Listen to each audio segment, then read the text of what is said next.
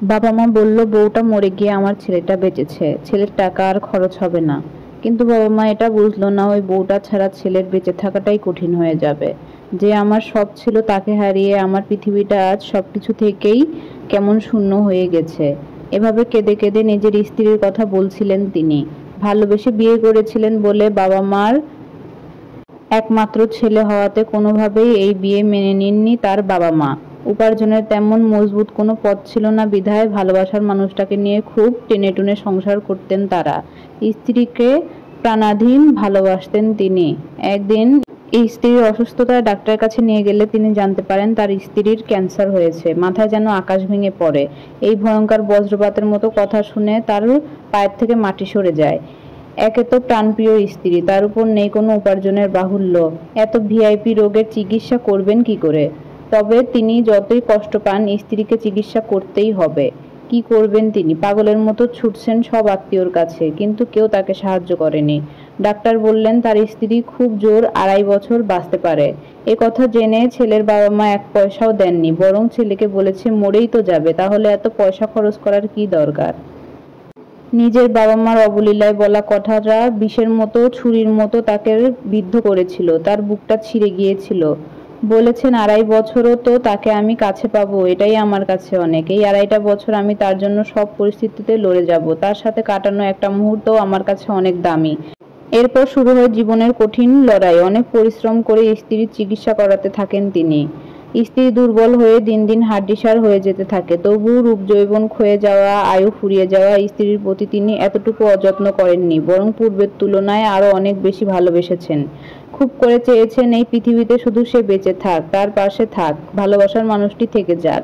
কিন্তু আল্লাহর পরিকল্পনার উপর তো কারোর কিছু করার নেই। হায়াতের উপর মানুষের কোনো অধিকার নেই। তাই প্রিয়তমা স্ত্রীকে তিনি ধরে রাখতে পারলেন না। তারই জন্মদিনের দিন তার স্ত্রী তাকে ছেড়ে চিরদিনের জন্য চলে গেল। বহুদিন হলো স্ত্রী চলে গেছে, কিন্তু আজও হৃদয়ে সেই ভালোবাসা নিয়ে গেঁথে আছে তার স্ত্রী। এক মুহূর্তের জন্য, এক রাতের জন্যও স্ত্রীকে ভুলতে পারেননি তিনি। ফুপিয়ে ফুপিয়ে কাঁদেন সারা রাত। তার একটাই দুঃখ, তার স্ত্রী যতদিন এ পৃথিবীতে ছিল ততদিন সে তার নিজের বাবার বাড়ি এবং তার শ্বশুর বাড়ির অবহেলা পেয়ে গেল, শুধুমাত্র তাকে ভালোবেসে বিয়ে করার জন্য। আজ আল্লাহর রহমতে তার অনেক অর্থ সম্পদ, কিন্তু তার সবথেকে মূল্যবান সম্পদ তার স্ত্রী পাশে নেই। আজ তার এত সম্পত্তি, অথচ তার স্ত্রী যখন বেঁচে ছিল এগুলোর কিছুই তাকে ভোগ করাতে পারেনি তিনি। তিনি চান তার স্ত্রীর নামে একটি এতিমখানা তৈরি করে দিতে, যাতে সে পরকালে একটু শান্তি পেয়ে থাকতে পারে।